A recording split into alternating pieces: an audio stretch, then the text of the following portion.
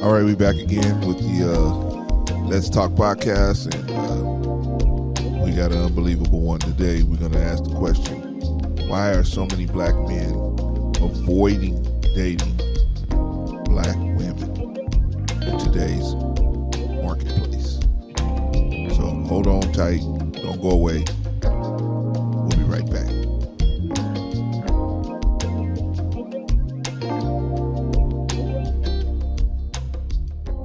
All right, we're back again. And did you hear my question, brother? Yes, sir. Brother, okay. So yes, sir. That's the question. The question is, why are so many black men deciding to avoid dating black women in today's marketplace? So, but before we get to that, I got a letter I want to read to you. It's a letter discussing this same topic. So, let me read this. I don't believe black men refuse to date black women. My belief is African American men have been given the worst options in terms of dating within their own ethnicity because African American women have been brainwashed by the Eurocentric corporations that ironically push their beauty standards as vogue because of their insecurity of feeling physically inadequate next to African women. What we've seen over time, slowly but surely, African American women have been encouraged to eat without caring about their health, destroy their hair and straighten it, and overall live a life of complete lack of accountability and self-assessment. 4 out of 5 African American women are overweight or obese, and I've seen it personally. It's not that African American men simply eschew dating women of their own ethnicity. It's that women of other ethnicities who are attracted to African American men put forth a much greater effort to attract them. I see way more Caucasian women jogging and at the gym than I see African American women doing the same. But I will see African American women in groups going to a restaurant to eat food they don't even need to be eating as they're all obese. Wow. Yes, I've literally seen 3 obese black women going to a soul food restaurant. Meanwhile, white women exercise and eat salads from Sweet Green. All the time does this happen for both women? No, but it happens very often. Simply put, while black women demand black men accept their unhealthy behavior, women of other ethnicities see this and do the complete opposite. Many black men don't know this, but there is a competition to attract them. Women compete against each other to attract the most physically fit mate. It's a bit anthropological. It's like saying hard work beats talent when talent doesn't work hard. Also, in the U.S., there is simply way more Caucasian women than there are African American women. There's at least 2 white women for every black woman here. As much as women try, they cannot brainwash men to change what attracts them. We biologically want the fittest female to mate with ourselves. So think about it. You have a group of women who mistreat you and act as if you should chase them even though they're obese, lacking in ambition, and belligerent. Then you have women who smile at you, keep themselves physically healthy, are career-driven, and calm. You will always pick the latter if you want a healthy relationship and are not merely seeking sexual gratification. Now, this doesn't mean that there are not African American women who are of the latter. The issue is they are few and far between. Majority of those women grew up with supportive fathers. Majority of African American women do not and are left devoid of having consideration for men outside of their own emotional, financial, and sexual gratification.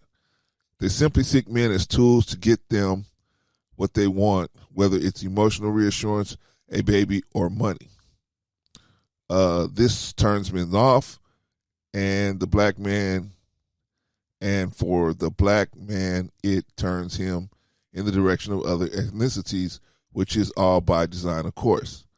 There's been a systemic effort since the Civil Rights Bill was passed to dismantle,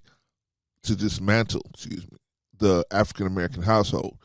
Before, the African Americans were mainly married and created nuclear families. It was like as if while black people reveled in the nigger bill passing, the same white supremacists who passed it focused on how to not only re-enslave African Americans, but destroy the family unit in so that they could remove the black woman from the equation, but give her the impression of the shunning of black men was of her own ilk. The irony of this is actually black men and women who are divided because they are the irony of this isn't actually that black men and women who are divided because they just are. They're divided because the white slave owners grew comfortable raping their female slaves, and their wives grew comfortable having affairs with male slaves. So now they want both to themselves. White men want black women to themselves, and white women want all the same. You can maybe say white women are more forthright about it, but it ultimately does go back to slavery. That is the root of this ism. And that was a letter. Holy smokes. Holy smokes, Brother Jarvis. What do you think about that, man?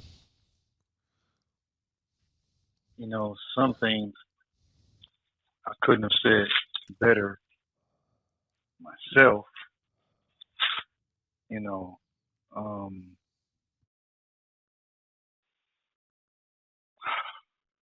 There's so much in that article.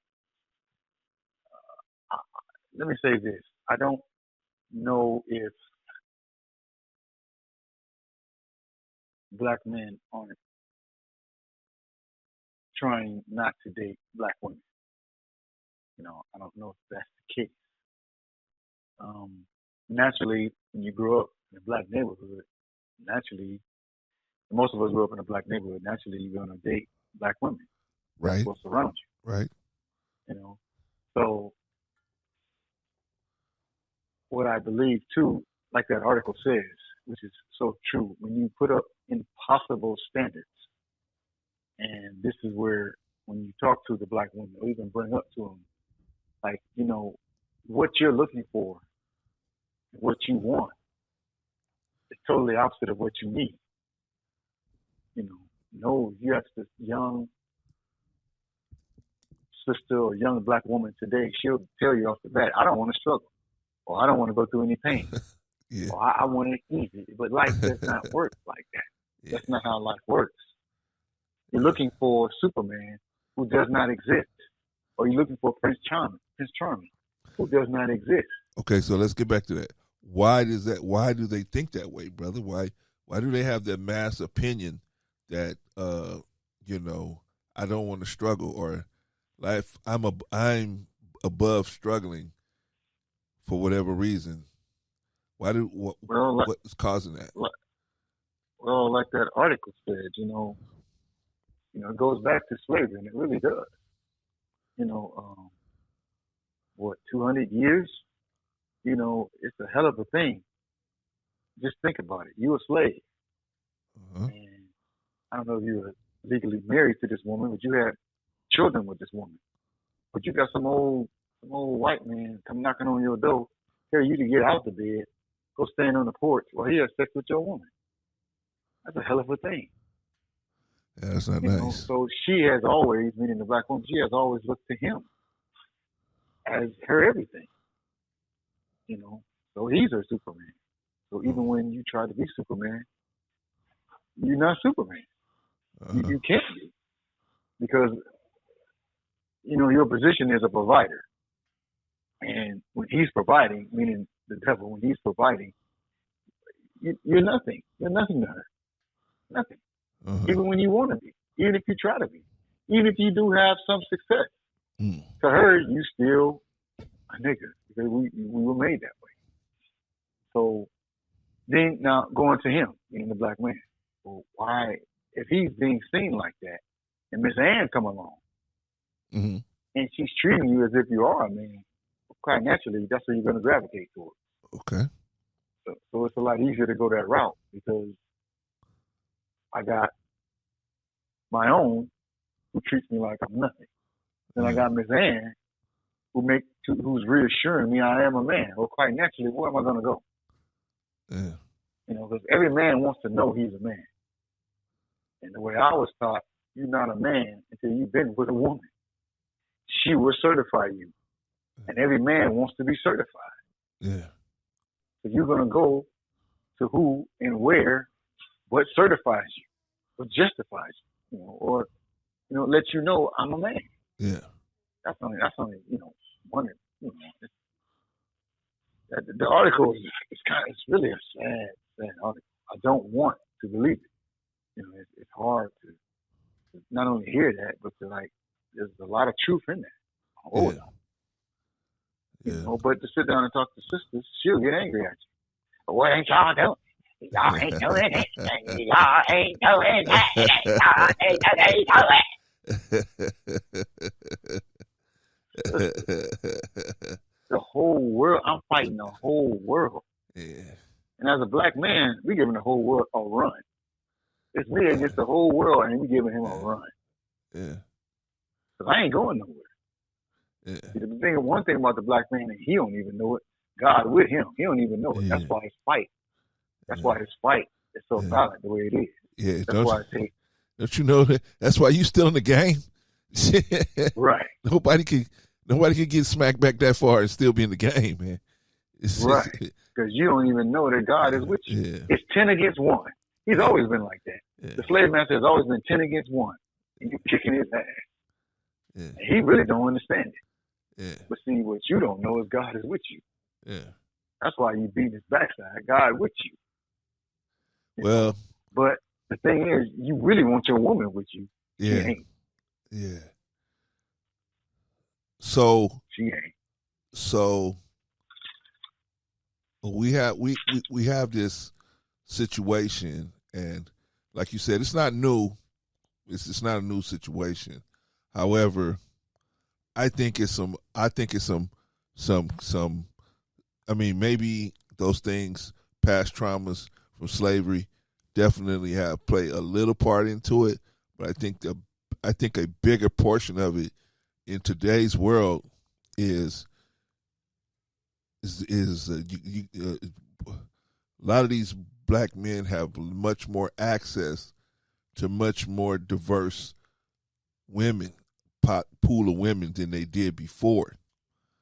When when you and I was coming up, 70s and 80s, man, there wasn't no internet or nothing. You pretty much was gonna be dating somebody from your neighborhood if you was gonna be dating.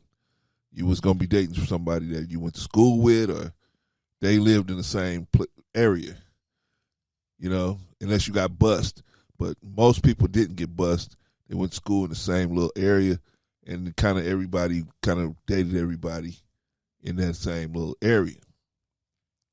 But in today's world, brother, you can get a social media account, and you can literally connect with people all over the world from all kind of different races, male and female, and I think that access to much different types of thinking women is another reason why a lot of black men are saying to themselves, this is a better option for me as far as, dating black women. For whatever reason they decide they're not going to date black women. But I believe most men that say something like that have been traumatized. That's in my opinion. And I don't know. What do you think about maybe why somebody would say something like that? Well, it's definitely been traumatized. Anytime you hear a black man rejecting his own, Yeah. Something happened to you. Yeah, right. Now one thing about the sister or black women, Okay. I don't care who you are. I don't care how intelligent you are. I don't care how much of a mouth you think you got. You will never out-talk a black woman. No. Never. Yeah. You could say 2 + 2 is 4. And you know what? You're right. But you know what she's saying? It ain't 4, it's 5. Yeah. And if, on the outside, the way she talking, you would swear she knows what she's talking about. Well, she just know how to press the issue so much. You just gonna agree with her just so you can get you some sleep, just so you can, sit down somewhere where she's just not over your head. Yeah, please. That's why you just started. Please, let me rest. Like a police interrogation, man. After 4 hours, they can finally give you. Just say you did it. Just say you did it. Yeah. Break down, even though you wasn't nowhere near there or whatever. You just say you did it so you can get out of there. Right. Right. You didn't do it, but anytime, it's I always an example I could use years back when Tiger Woods went before the world and told the world, "I'm not black. I'm a Cablinasian." Right. Something happened to that young man. What? Come to find out that during his youth growing up, some kids tied him to a tree. I don't know if they're black or white. Uh-huh. I'm thinking both. And whooped on him. No. And I think from that point on, he something like that happened. That ain't. I'm gonna tell you right now. That was him or Larry Elder. One of them got tied to a tree and got whooped on. Yeah. Black. And that started that rejection. Yeah. That he started to have. That don't sound. I don't know. I'm not familiar with the story. That don't sound like black kids, because black kids just they just go for it, man. They ain't gonna waste time trying to tie it to a tree, and right. They typically just will jump in there, especially if they got the numbers. They just jump in there on you. But I could be wrong. I don't know. Anyway, sorry. Excuse the interruption, brother. Go ahead. Please continue. No problem. Like I said, so a lot of things go back to our childhood, but we got a whole world that the black man is fighting, man. I mean, today it's commercial after commercial after commercial. You seeing black man, white woman. Wow. Now I'm seeing black woman, white man. Yeah. Wow. Then I see black man, Asian woman. Yeah. Wow. Yeah. I mean, you're promoting this. Yeah. I have a theory as to why this is that, but that's a whole nother story. So you're making it easy. Not only easy, you're making it popular. Well, this is how it's supposed to be. Or I know sisters that prefer programming white men. Yeah, right. Yeah. So you're programming the people to accept different setups. Yeah. Yeah. You think, it's supposed to be this way, right? Yeah. That's what I'm saying on television. Yeah. So the black man, like I said, it's quite natural for you to try to date your own. Right. But then again, when you can't be Superman, and I don't see no glitter, no gleam, no light, nothing in your eyes about me. And it's like, wow. I mean, then I go over here to this white girl, and she looking at me like I'm Mandingo. Yeah. Well, hell. Yeah. Where do you think I'm going to go? Yeah. Yeah. She looking at me like I'm Mandingo, laughing at all my jokes. I'm like, I ain't even saying nothing. Yeah. What you think I'm going to do? Yeah. Yeah. So the world is making it so. You heard me that way. That's where I'm going. That's where you heard me to go. So that's quite naturally, that's what I'm going to do. That don't even make sense. Well, I think that's part of it as well. But I think it gets even deeper with when we talk about welfare and that type of environment coming into the black community, I think where the black father became a liability at that point, right? You know, there was a time where even if you wasn't making $1, the black father was somebody. Even though even you was going to work for whoever you was always going to got go the work big for. piece of chicken. Always got that big piece of chicken. Man, even though we had scraps, he was the man. Right. He was the man, right? His income wasn't the qualifier of him being the man. I think at some point, income became the qualifier whether you was actually a man or not in the black society, in the black community. And that, unfortunately, took off. And so black men were held accountable for not having similar incomes to these counterparts like white men, Asian men, or whatever. They being held accountable for that. And a lot of times the sisters will say, well, I got 3 degrees. What you been doing? You know, of course, a lot of these young brothers, that's the whole purpose of what we doing, why we out here doing this. A lot of these young brothers, man, they never had no fathers, right? Because like you say, in the welfare situation, you are rewarded financially by establishing the fact that the father's not there. You have to promote that fact. So there's no one to train the young brother on how to set budgets or run a household or nothing, right? He's in there being taught how to do things from his mama and his sisters, right? And they're all emotional. So he comes out here being all emotional. He makes all his decisions emotionally. And he doesn't know, doesn't find out until later, man, I messed up. I'm not supposed to be the emotional person. I'm supposed to be the solid person. The logical. Yeah. But man, but so like you said, he go out the house trying to find out how to be a man. He think being a man is sleeping with 100 women or 1,000 women or whatever number you want to put on it, having bodies on his, on his card, right? He think that I'm a man because I slayed all these bodies, but he doesn't have the training and the teaching to learn how to become a man, and therefore the cycle just keep going. He have a baby, he don't make no money, and he ain't gonna get no money if he's there, so he got to be gone, so he gets county money so they can. So I mean, it's just a horrible trap that they in, right? And when I say they, I'm talking about the young brothers that's out there, man, because that don't have no leadership, man, no father kind of guide them in the direction that they want to go. But I go right back to the slave and the slave master. He has always taken care of her. On the plantation, he took care of her. You been planning with a baby, and she had a baby. He took care of her and the baby. So she always looking at him. Yes, sir. Today, she's still looking at him because he's the one taking care of her. So in her eyes, you ain't never shit. You're nothing. Yeah. And you want to be a man. You want to be that.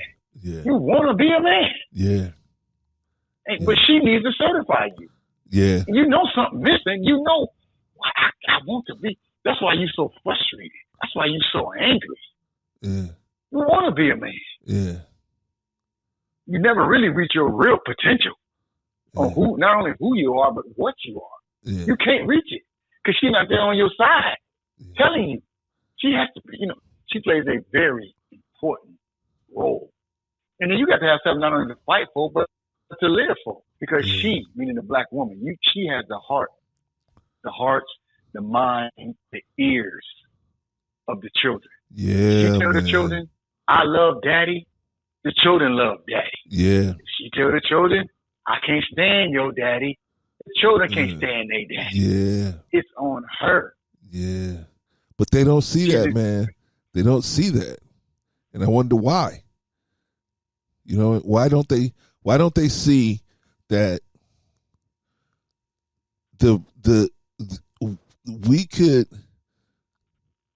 they could help us tremendously by redoing this thing, just by not going in on the father in front of the children. Right. Just by not doing that, because then the children will listen. Right. They'll listen more, because they won't feel like, man, he ain't no good. Right. Man. Daddy ain't nothing. Mama run this. That's the problem. Man, I was listening to this sister on the internet, man. She was saying, my father wasn't there for me. He didn't hug me. He didn't hold me. He didn't nothing. And the person interviewing said, were you hungry? No. Did you have a roof over your head? Yes. Did you have birthdays and Christmas? Yes. Did you go to college? Yes. Did they pay for it? Yes. It's like, what? How you mad? Where do you think the man was going to be to make sure all that was happening? How did you think that was going to be? You know what I mean? But see, they don't understand the sacrifice to have to go in to them living this life. That's the thing, though, brother. You look on television and you really think we're going to be like the Brady Bunch. Daddy get off work at 2, 3 o'clock in the afternoon. He come home and we play ball in the street. We all go down the street for ice cream. Yeah. Yeah. Life don't work like that. Yeah, man. Yeah. No, it don't. But the point was that this person was very ungrateful for, and just her perspective. Her perspective was so far off. She was angry with this man because he wasn't there, but he was there.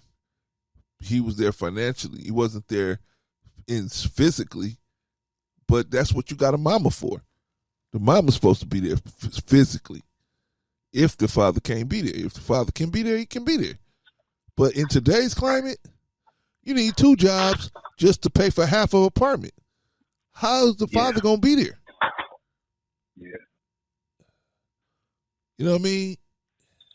And then a lot of these dudes, I was watching Iyanla Vanzant. Iyanla Vanzant. Yes. And these boys, these men, actually, they was men, but they was brothers, and they was upset at the father, man. They was like pissed at the father. You know, they was like, man, I hate him. He wasn't never there. I hate him.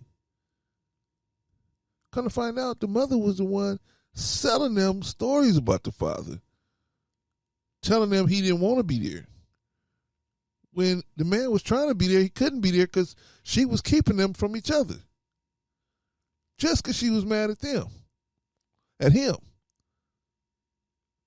I mean, so these young men, she didn't realize she destroyed these young men, man. These young men were mad at this man, and it wasn't even his fault. It wasn't even his fault. And I'm saying that to say, we're in a bad situation, man. We're in a bad situation, and where do we start to fix this thing? Because the sisterhood is mad because brothers don't want to date them. Well, certain brothers don't want to date them. And yet, they're not, a lot of times, prepared for the realities of being with a man that's going to be trying to have you living in a nice home, have you driving a nice car, and having your family, financially set, right? I remember, this is why I always reference Vanessa Bryant, because at some point, Vanessa Bryant had to, somebody had to sit her down and say, this is the situation.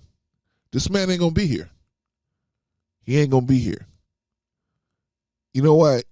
You know, but I still got you on the line. Yes, sir. Okay, sir. Um, you know why LeBron James is never going to be the greatest basketball player of all time? He'll Why never not? be the GOAT because he loves Why not? he loves his family too much.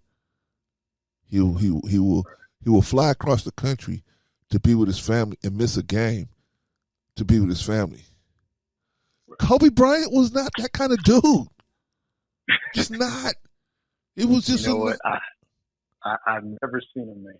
Not to interrupt you. I've never seen a man go on the court for rape in the morning, fly to Denver, Colorado, go on the court for rape, stay in that courtroom 2 and 3 hours, get back on the plane, fly to wherever his team was, play a game that night and drop 50.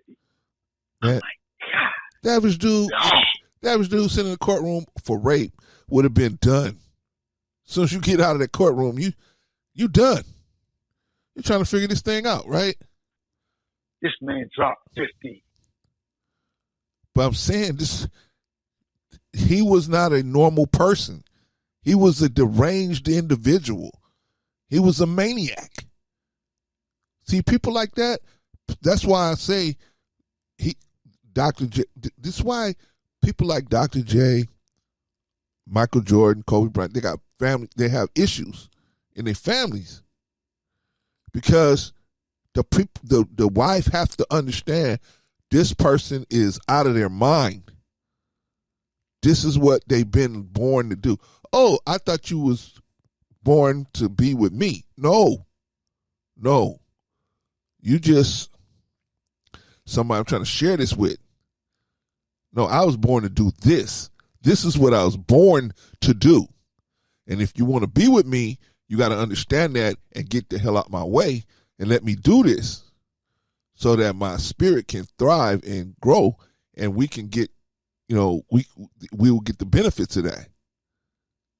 See, somebody broke that down to Vanessa Bryant. See, if you got a woman like that, you have a woman like that says, hey, look, you can take it and say, hey, I'm meant to do X, Y, Z. I'm meant to be a lawyer. What? You ain't even in college. I know, but I'm going to go back and I'm going to get in. I'm going to do you like a Greg Mathis or something. Hey, I'm going to go back and get it. Okay. You got a good woman with you. She understand, hey, this man going to have to study. This man going to have to work.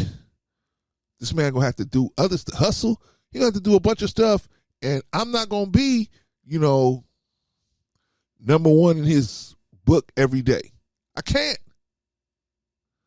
But the sisterhood that's out here now, man, the rank and file average sisterhood that's out here now, man, they don't think like that. And that's a major problem. They think like, I'm the sunshine of your world. So when I come into your world, you're supposed to drop everything you're doing, and now you're supposed to sit up under me. They don't realize, oh, well, this is if I take this man off his purpose, I take this man off his journey towards his fulfilling his life, man, is he going to be happy? And then is he going to be happy with me? That I was the one that cut the cord. How do we get these people? How do we get them back together? If black men are dating black women, if black men are avoiding dating black women, as the person in the article stated, how do we get them back together? What's step one? Well, I don't know if there is really a step one. There's 1 and 1A, 1B. They're all important. One, she, meaning the black woman, has to understand, one, you are his helpmate. You are here, or you are there to help him. That's why you're here. You have a role, and he has a role. Like you said, that person that's going back to school to be a lawyer, and okay, I may not be number one in his book, but he still needs to be on his post. Right. and still, do that provider. As long as he's providing and you're not only encouraging him, but helping him along the way and him helping you. Because that don't mean just because he's going back to school, okay, baby, you're going to take care of all the financial and you're going to do this. No, I don't mean that. That's not what that means. You still the provider. That don't mean just because you going to school, she got to not only put you through the school, clothe you, feed you. That don't mean that. Right. So brothers got to understand that too. No, your post, you provide for her. She doesn't take care of herself. Okay. Like I was saying, it's your responsibility to take care of her, but at the same time, she takes care of you. See, it's like a mechanism that works together. She's taking care of you, and you taking care of her. And if y'all both fulfill y'all role, that's one of the first steps. Realizing what's your role, sister. Realize that. What are you here for? Okay, well, where do you? You're here to help him. Well, where does she get this information from, brother? Because I mean, ain't nobody out there passing this information out. Where is she supposed to get this information from? I only know one entity. It used to be the church when it wasn't a bad thing to be a housewife. But I don't know if the church is promoting that anymore. There's only one entity that I know of that's pushing him and that's teaching this. Okay. I only know one. Well, put it like this: where is it? Is there a mass, like my example? There's a mass education on love and hip hop. It teaches the general public how silly black people are, how foolish they are, and they really need to rename all of those shows. Bad people, black people acting badly. It's just a joke. For those of us that's actually black, we know that there's different types of black people. But for those of people that don't know that, the world that watches that, they feel like every family has a fool, but we don't have a family of fools. Right. That's not it. Right. Well, but they look at us like we are families of fools. You know what I mean? Right. We're just a bunch of just foolish people. And Nuck do go to jail, but you don't have a family of nucks. And that's one lesson. The other lesson that they teach to young black women is that through people like Cardi B and others on those shows, they promote the fact that they promote the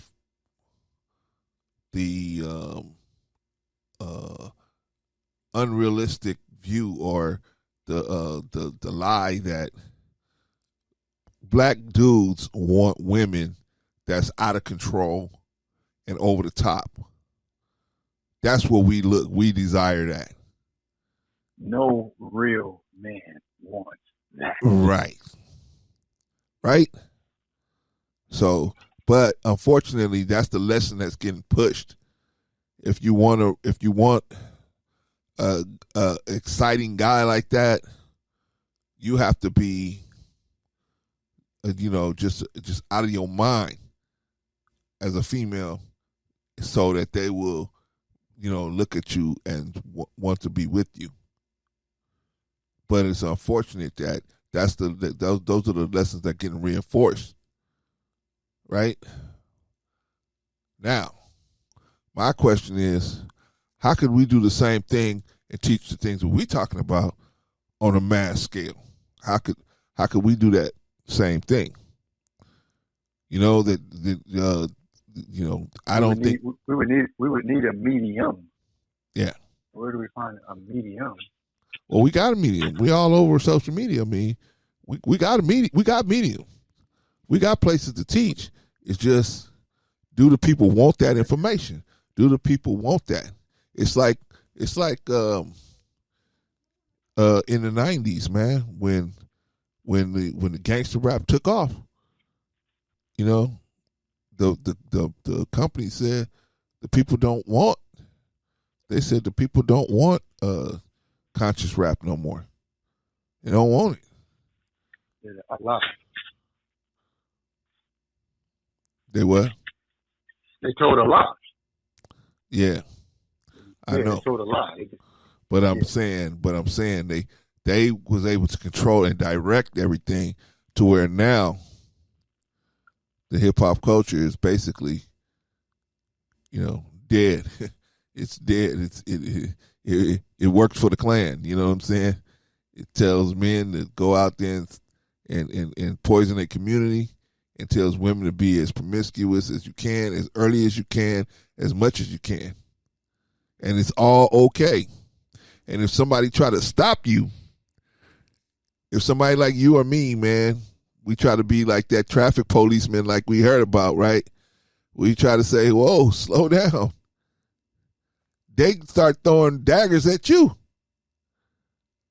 They say, look, man, I'm going off this cliff, and you a bad person for trying to stop me. Yeah, I got to make this money. I got to make this money. Or I even got to just have people like me. So that's where we get into, well, what is it all about? Does it really come down to just people saying they like you, or people saying they with you, or they on your team? Yeah. And they subscribing to your page? Is that what this all comes down to? Right. We don't care nothing about our community no more. We don't care nothing about the little girls no more.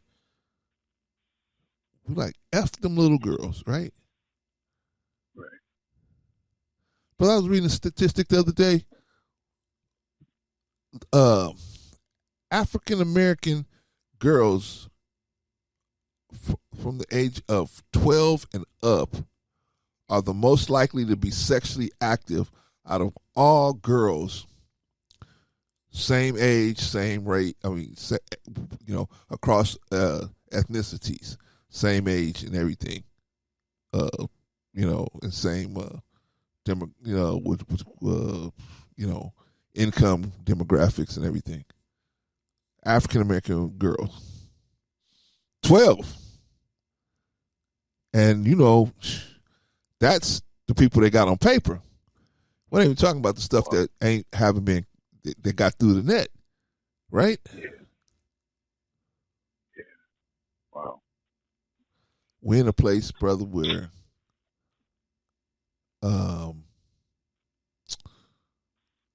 character is a bad word. Yeah. It's a bad word. It's character will stop you from getting money. And that's the horrible thing. Or stop you from getting likes or subscribers or whatever. And it's sad, man. It's sad. So now you have the most promiscuous women statistically. It's not my opinion. This is statistically. I got the stats. I think Statistia, STATIA.com. We're statistically the most sexually active at the youngest age, right? Females. How can you build a society like that, brother? Right. How? How can you? But I mean, you have to remember too. They took home economics right out of school. Yes, that's sir. That's even in there. Do you know who did right that? On out. Do you know who did that? No, I don't. One of your favorite Americans did that, Brother Jarvis. President Ronald Wilson Reagan. I knew you liked that. President Ronald Wilson Reagan, he took all this money from the education, the educational budget that they was giving money out to the states for not only high school, not only primary education, high school and junior high and all that, and K through 12, but also after school education. They was giving money. Remember, there was all these different programs: Electric Company, Sesame Street, 51 Contact, Vila Alegre, all these different programs, right? That once you got out of school, they was still reinforcing the school work, right? Mr. Reagan took that money from the educational budget, said we don't need to do that. If you broke in America, that's on you. Yeah. Sound like another president we know, right? If you if you broke in America, that's on you. We don't need to spend all this money on education. Right. We need to put it in the hand. We need to create jobs. Okay, you're gonna create jobs, but the people ain't educated. So just foreign people gonna come get the jobs, and they're gonna be mad because people are coming to get the jobs. Anyway, whatever. So anyway, right. They took that money and he gave it to the savings and loan industry, and they of course had the savings and loan debacle. Even caused the stock market crash in '89, right? Right. But this was all because Mr. Reagan he killed the education budget.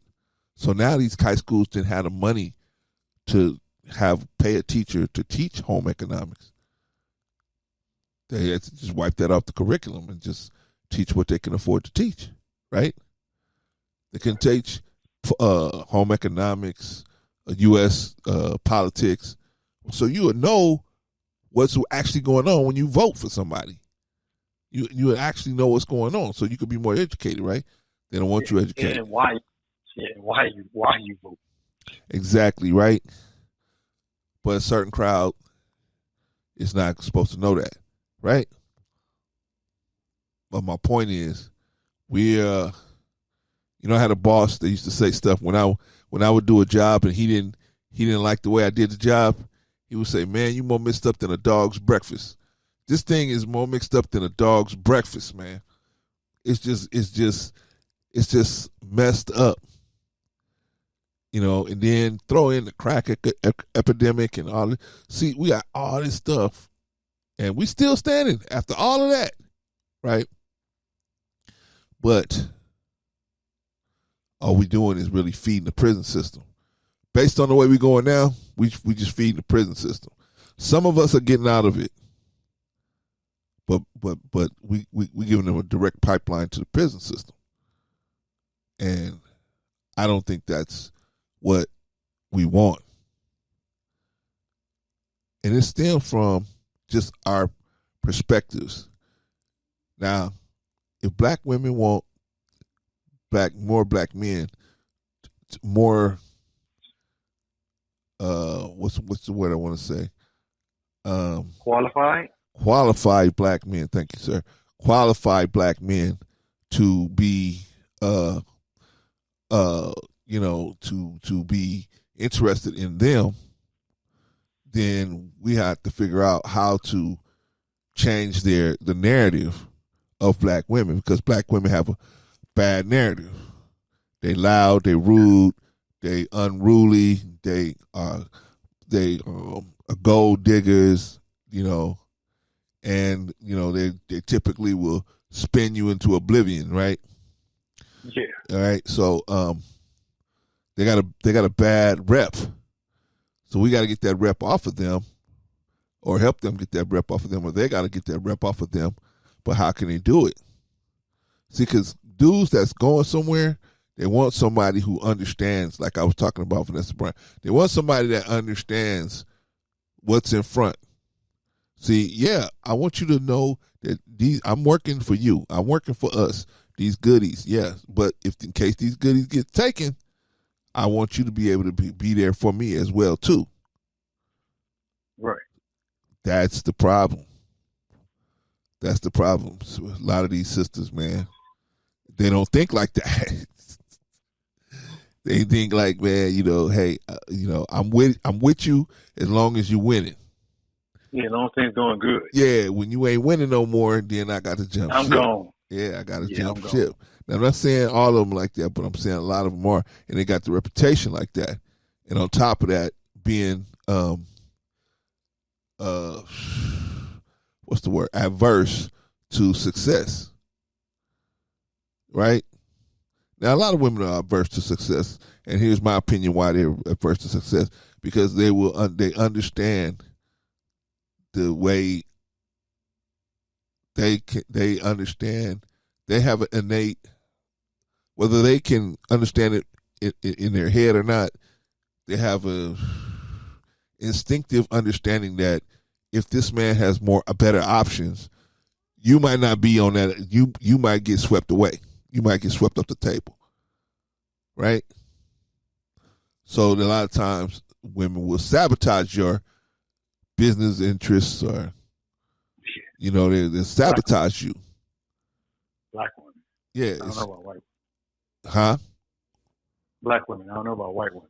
I don't know either. I never dated one, but I'm saying I doubt that I don't think that they are as much like that, because I don't think they're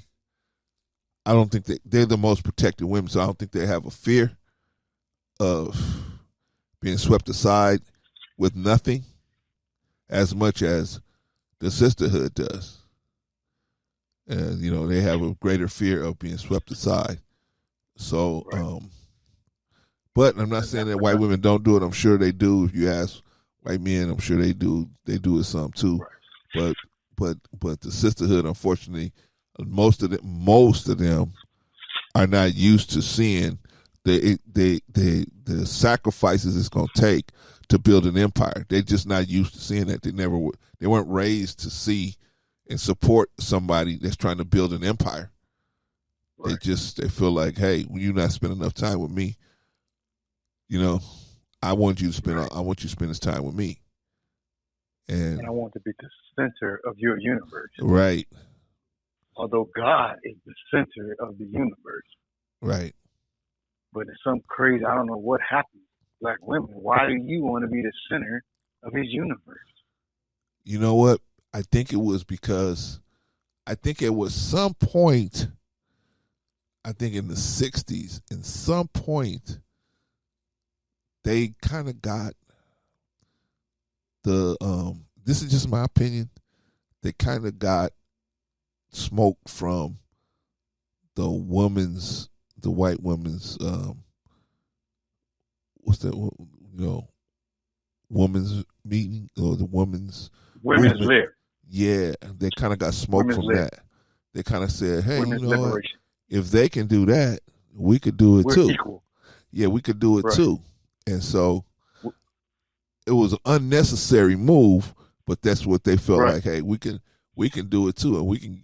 They getting stuff. We can get stuff too. Right. So I think they got smoke from that and said, hey, see now. In my opinion, the white women's lib backfired on them. That thing backfired on them hard, because white men are running from white women. In my opinion, I see they are running from them. They are not getting involved with white women like they used to. You know what I mean? Used to be that was their first choice. Right. That was their first choice, right?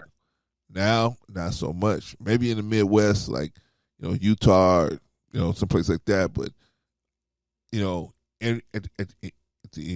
other places in the universe, that's not the case. That is not the case.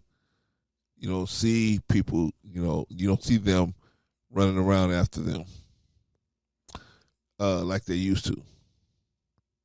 That was another thing I was going to say, is that's how come it's that's why it's so much more, many more of them on the market, because white women, that is, right? White women, yes. Right, because white men are not approaching them as much. They used to be the first, second, third attempt, right? Not no more. White guys are like, hey, I guess they feeling the same thing. Hey, we not being appreciated on this end. We can go to another race of women and we're more appreciated. So they trekking, which leaves who on the field? These white women on the field, a lot more of them on the field. But see, black men, we're forgiven, right? Sister get up in age, but man, but we still, black men are still date her if she's, if she got some kind of value somewhere, he'll still date her, right? The white boys they ain't so forgiving, man. You get over like 30, 31, 32, man. The white boys, man, you just out. Right? You out. Yeah. You out the game. Yeah. So the white women have to make a transition. They got to open up their minds. They got to open up. They got to say, "Hey, look, if I want a man." That's why she went to surgery first. Well, yeah, to try to, she tried to put God off. She tried to put God off with the surgery, man. You try to chase God down the street, man. So God just there looking at her. Okay, well, you want to do that? Okay. Put a few, get a few more years on the market, right? But still, I mean, the white guys are just not as forgiving. So they put them out, man. They put them out to pasture real quick. So they have no choice they have no choice but to open their minds up. Meaning the white women, they have no choice but to open their minds up and start thinking in terms of, maybe I can get more for my, more value across the street, dealing with the brotherhood, or dealing with the Asians, or dealing with the Latino brothers. Maybe I can get more value that way. Because over here, that's it. You know what I mean? Yeah. I mean, well, the white boys make more money per capita. They do. Yeah, so they can discriminate with extreme prejudice. They can say, you know what, you overweight, you out of here, right? They can just do it. Meanwhile, when are you too old, or you hit the wall, or whatever? But meanwhile, the brotherhood is much more forgiving. Well, if you got something of value, which is maybe your heart, or maybe your devotion to God, or something of value that will bring value to the table, the brothers will deal with it. So that's why I think there's such a availability of white women for the brothers, which puts the sisterhood at a disadvantage, because now they're like, man, you can't just. And then the white women are bringing other things to the table.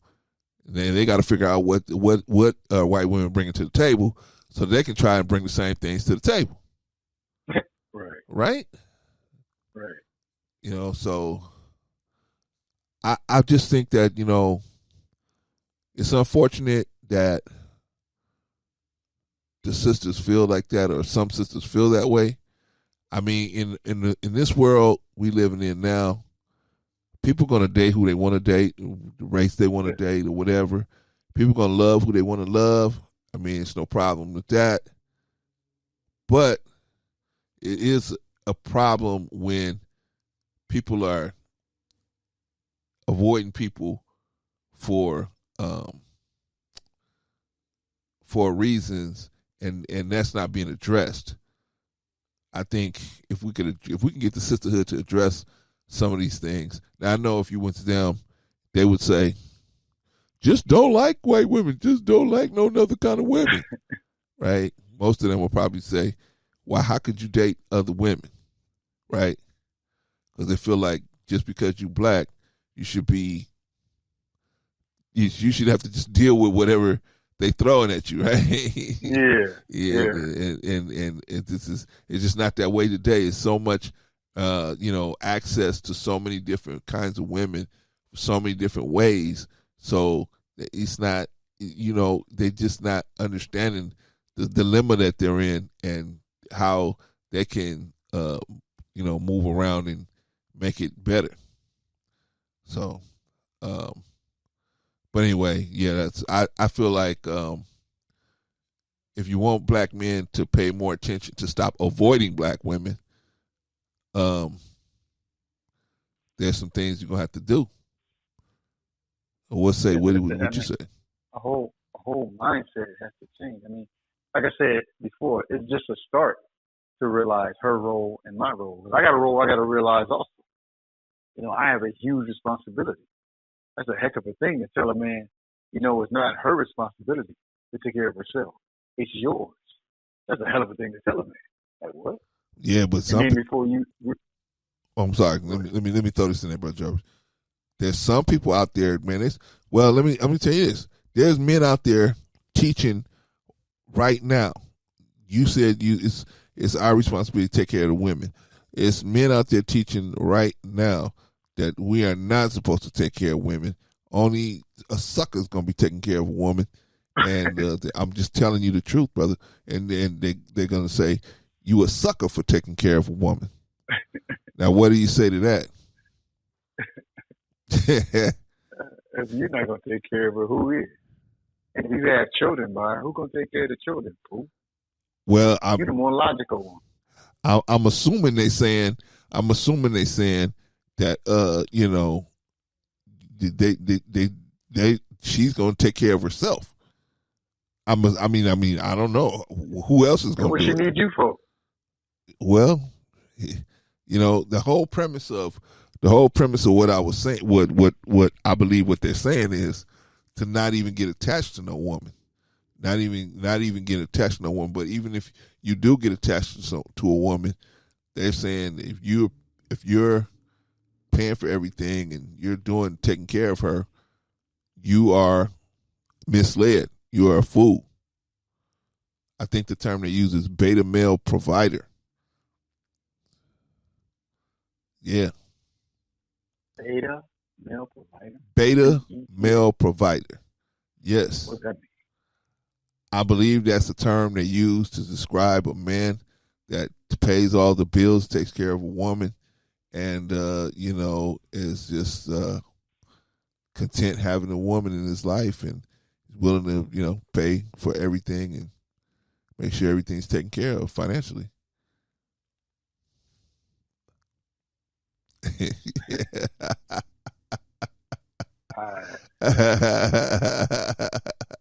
church. Boy. And if you don't necessarily never get attached to a woman, what that may lead to, let's go on a worldwide scale. I'm never going to be attached to a woman. And if we all take on that mindset, after a while, there aren't going to be too many or any babies born. We're going to become extinct. That's silly.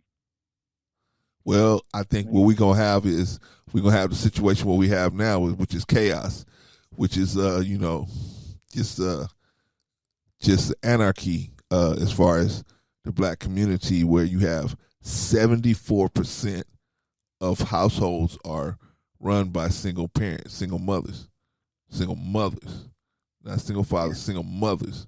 74% of households. And that is what I'm hearing. The word I keep hearing from black women. The cool part about that is they think a man is a headache. Yeah. See, this is the thing. Where are they getting this information? Where? See, there has to be a central place where they are getting this information that's leading them down the wrong path of understanding. They're mistaught on a global or they're mistaught on a worldwide basis. Okay, brother. The woman, she really believes that she should be the head. If he ain't doing what I need him to do, then he a headache. He ain't going where I told him to go. He a headache. I believe he needs to be here. I believe black women are being taught. Black women feel that way. I do believe they feel that way. They feel like they should be the boss. I get that. I get that. But where are they getting this from? Where? See, because I know white women. You can't find me a show on TV. I don't care. Even if the white woman is the boss at work, man, when she get home, she slide right in a row. I mean, I'm talking about on TV. But the black woman, she the boss at work. She the boss at home. She the boss at the club. She the boss everywhere. Yeah. Well, when you go ahead. Go ahead, brother. No, go ahead. No. I was just gonna say when you say where is she getting this from? They say on a worldwide scale. I mean, again, it still goes back to slavery. I was put at not only not, but I'm not looked upon as a whole on a worldwide scale. Who looks up to the black man?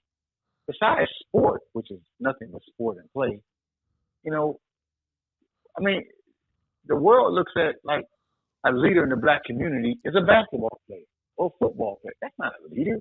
They play football, or they play basketball. Not our leader. They just play ball. They do good or they excel at sports.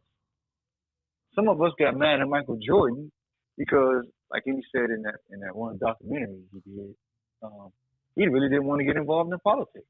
Right. And we got mad at him. Right. We got mad at him for it. He said, he don't want to get involved. He's not a leader like that. Right. He never wanted to be about that. Yeah. And see, that's the problem with the black. I mean, see, one thing about the devil that he don't know, but he does it though. Leaders aren't born. I mean, leaders aren't made; they're born. Uh-huh. But to the devil, he really feel like he can make a leader. You can take football for example. He'll always tell you the quarterback is the leader of the team. Yeah. And I always shake my head like, not necessarily. The leader of a team is the one most of the time in that locker room who has the voice of the locker room. Right. The leader of the team will tell you, who the leader is. Right. The alpha dog will come out. But see, they push and promote so hard.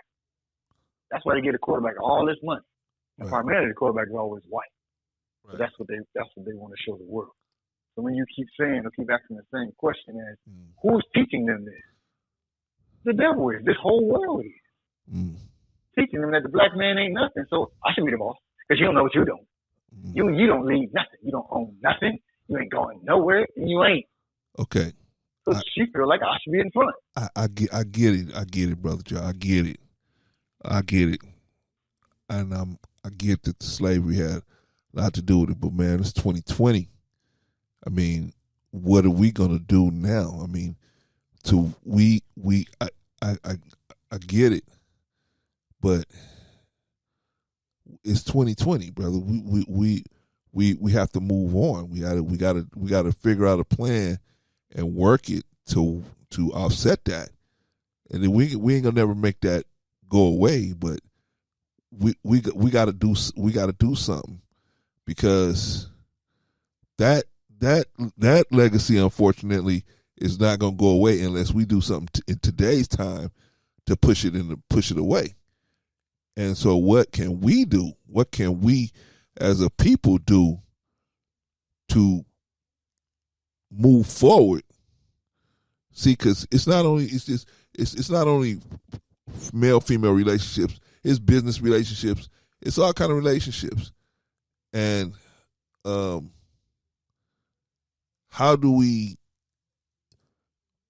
reinvent ourselves or restructure ourselves to where we can have progressive and constructive relationships with each other that blossom and produce children that are well adjusted and well moving? How do we do that in a place where 74% of our of the people that's 74% of the people that have families are women, and they're below the poverty line? How do we do that? How do we start to change that? Because we can say slavery all day and all night. We can keep doing that, but ultimately, what are we going to do to fix it? It goes back to it goes back to again what you know, yeah, you started from the television show Love and Hip Hop. We have to re-educate. I think it starts there, re-education. But that's a whole system. But the whole system doesn't change overnight. That's going to take time. When you keep asking, what do we do? There is no one answer. I mean, our whole system has to be overturned. I keep going back to slavery because once we realize what happened, did that happen to us? Yeah. Because a lot of us don't even want to deal with that. You know, Yeah, I once we know. really deal with that, and then once we deal with that, okay, you know what? That did happen. That's why we put at not. You know what? This whole system is against it. I mean, to even talk like that, some people, man, you need to come out of that, man. I mean, man, just pull yourself up by your bootstraps. Well, I ain't got no boots. You Yeah. know, so it's not an overnight. It's not an overnight. It's not a one word. It's not a one sentence answer. It's a whole system. It's a whole. It's a whole community. It's a lot Yeah, of stuff I feel you, that we but got to do. my One theory of the things, is re-education. yeah, I feel like that. But my theory is then the people that's putting on Love and Hip Hop are not going to put on something that's going to help us. They're not going to get paid to help us. They're getting paid to make us look like idiots, clowns, and buffoons, and send our women, send them screaming into hell by making them think that trying to set up a life with a man that ain't no good, they're going to be the one that tame that dragon, and the dragon is going to tear their life apart, and the cycle just keep going over and over and over, and so now it's like that video we did, man. When we were talking about the sister who was, brother was telling them, hey, you just not what guys that's making a ton of money are looking for. You just not what they looking for. I mean, guys that's making money are not looking to be stepdaddies. I mean, I don't think the average guy is looking to do that. But how do we turn this? See, we got this thing moving to where, especially in the black community, you're probably gonna be a stepdaddy. If you try to be involved with somebody, you're probably gonna be a stepdaddy. So most guys don't want that. So that makes a lot of black women, it takes them out of the loop because the brothers don't want to do that. And I'm saying it's got to be a way to educate these younger sisters so that they don't go down that path, get a bunch of babies dropped on them, and then try to hit the market and say, you know what, I'm desirable. And they don't realize what they're telling the man. You telling this man you're gonna come last on the list. I got me, I got my 2 children, and you coming after those 2 children. So now you come in third, because I'll come first, my children come second and third, and you come in fourth. Actually, you come in fourth. But me, the woman, I want to come first in your life. Right. Yeah. So I'm saying, what idiot is going to take that deal? See, they looking to say, hey, I know I can find a dummy that's going to take this deal because right. I got the golden vagina, right? Right. I got the golden vagina, the best weave in town. Who can resist me, right? Who can resist me? But they finding out, man, you hooked the wrong turn. What I'm saying is, what can we do to try to, I mean, should we talk to young girls? Should we talk to the young men? I know we should talk to young men. That's what we're trying to do. But maybe if we talk to young men and get them to stop impregnating women before their time, maybe that would help. Maybe that would help. But that's my theory. What say you, brother? Well, kind of all of the above.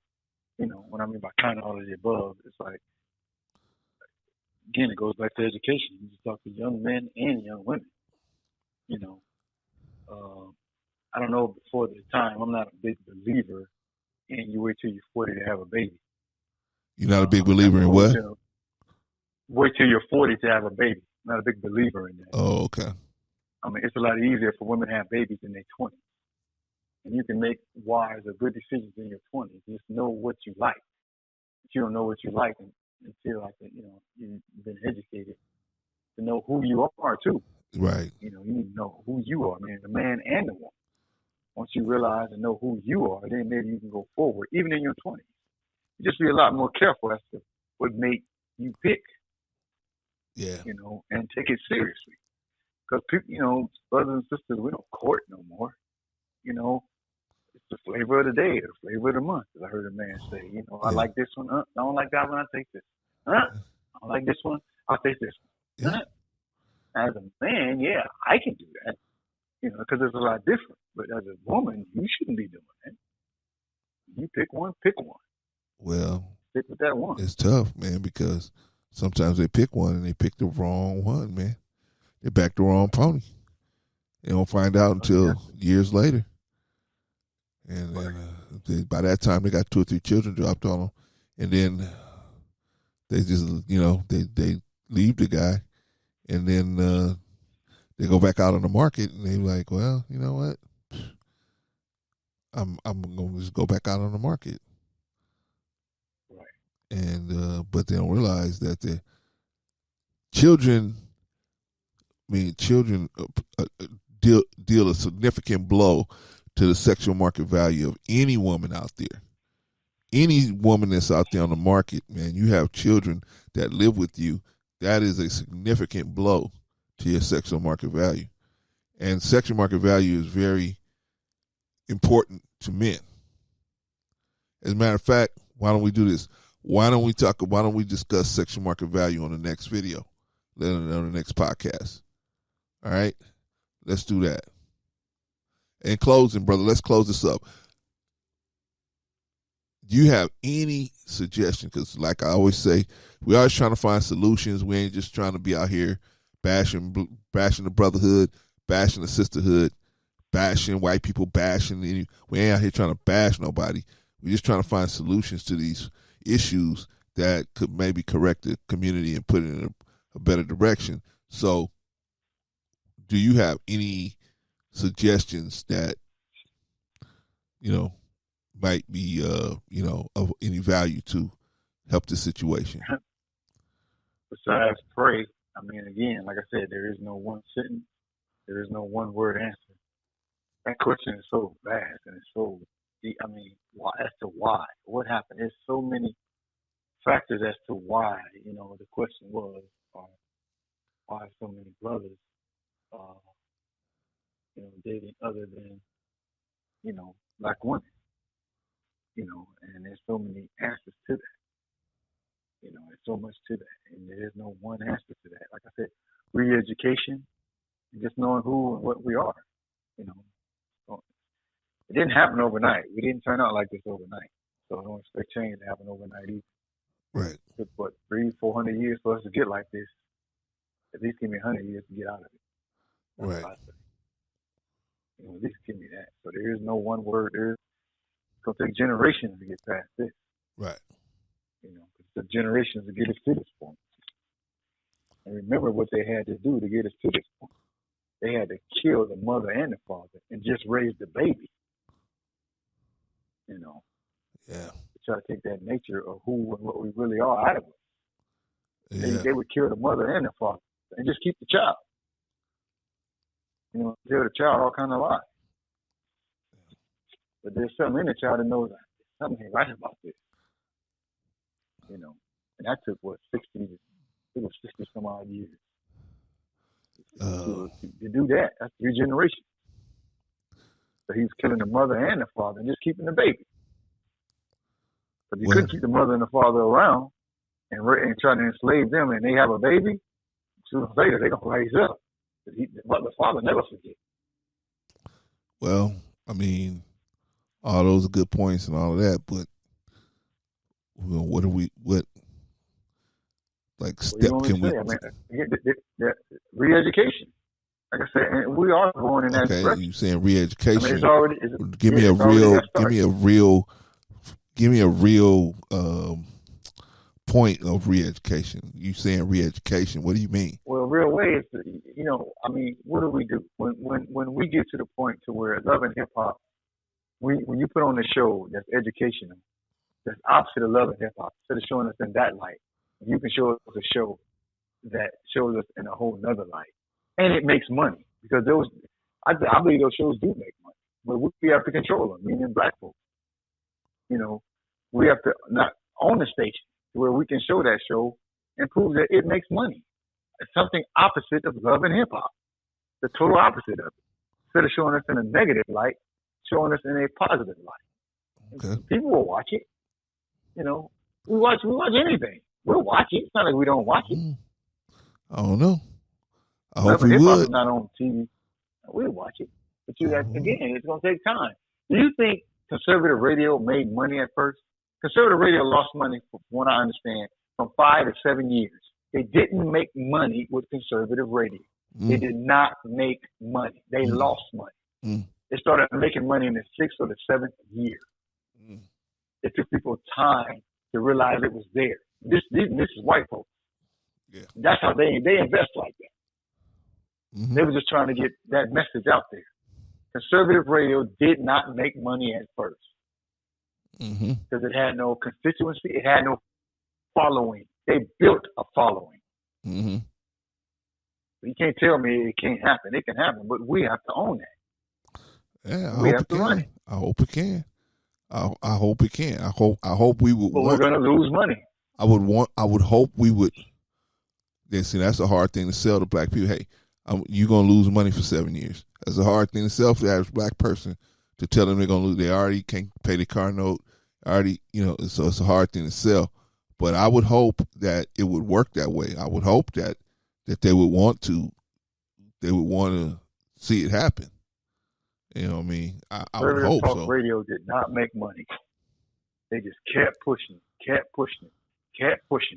Yeah, but like I said, they have. If we're gonna be prepared to take losses, then you got to convince black people, hey, especially people that's gonna be putting money behind it, you're gonna lose money for 5 to 7 years. So we got to be willing. We got to be ready to see. We got to be ready to do the reality of the situation to the people, so that they won't come in thinking, oh, okay, this is what people want to do. They want to hear. No, some of us want to hear it, but do the rest of us want to hear it? So we got to be ready to support this thing for the next 5 to 7 years. You know what I mean? And not look for no profit. Hard sell for black people who already are doing, as a group, not so good. But like I said, probably the best and quickest plan to getting something done. But who knows? Anyway, my last thought on it is, I agree, there's got to be a re-education. I don't know if getting the